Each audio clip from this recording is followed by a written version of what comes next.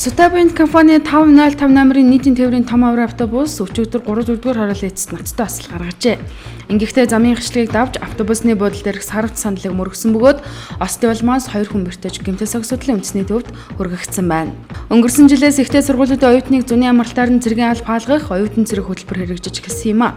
Улмаар 2014 онд 418 оюутан цэргийн албанд очиж буудагч дасгийн дараагаар мэргэшээд иржээ. Харин энэ жил дээрх тоо 2 дахин нэмэгдэж 66 ихтэй сургуулийн 1000 гаруй оюутан тус хөтөлбөрт хамрагдсан байна. Эдгээр 1000 оюутан цэргүүд өчигдөр Чингисийн талбайд тангар өргөлөө. Өршөөлийн тухай хувьд хамрагдан 20 ангиас сулагдах иргэдийг хөтөлбөрийн зах зээлд бэлтгэн ажилд зуучлахаар болсноо Монголын залуучдын холбооны дэргэдэх залуучдын хөтөлбөрийн төв бирж өчигдөр зарлалаа. Улсын хурлын ээлжид бас чуулганаар өршөөлийн тухай хуулийг хаалттай дэгээр хилцэж баталсан уг хуулиар 3000 гаруй хоригдол сулагдах бөгөөд үүний дийлэнх нь залуучууд байна гэсэн судалгаа байгаа учраас ингэж шийджээ.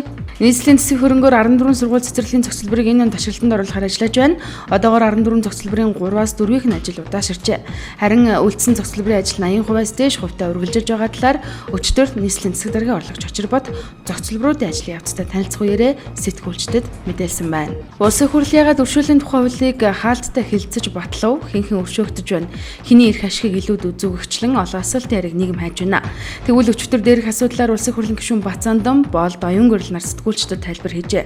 Ингэхдээ өршөөлийн хуулиудыг гэмтэргийг голчлон бөөнд нь хамруулдаг байсан бол энэ удаа зүйл заалт нь нэг бүрээр нь ярилцсан гэдгийг гишүүд онцолжээ.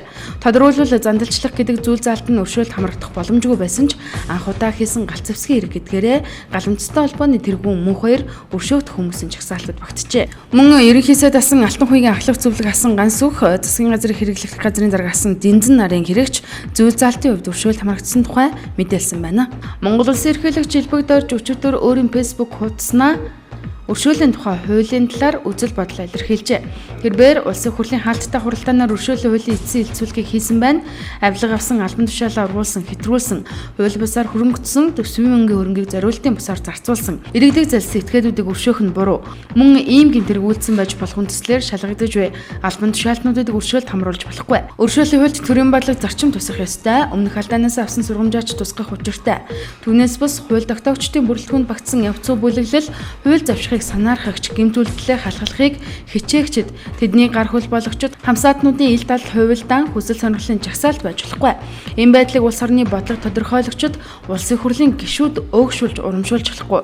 Дээрх үйлдэлийг хүн бүр жигширж газар ахуулахгүй хориглож байх нь зөвөө. Монголын төр авилагчдын бус ард түмнийхээ нийтлэг эрх ашигт үйлчлэх хуультай төмөн олонч сонор соргог сэрэмжтэй байж хууль шударга ёсны талд хатуу зогсох нь Монголын хөгжил төсөл сайн сайханд хэрэгтэй гэжээ.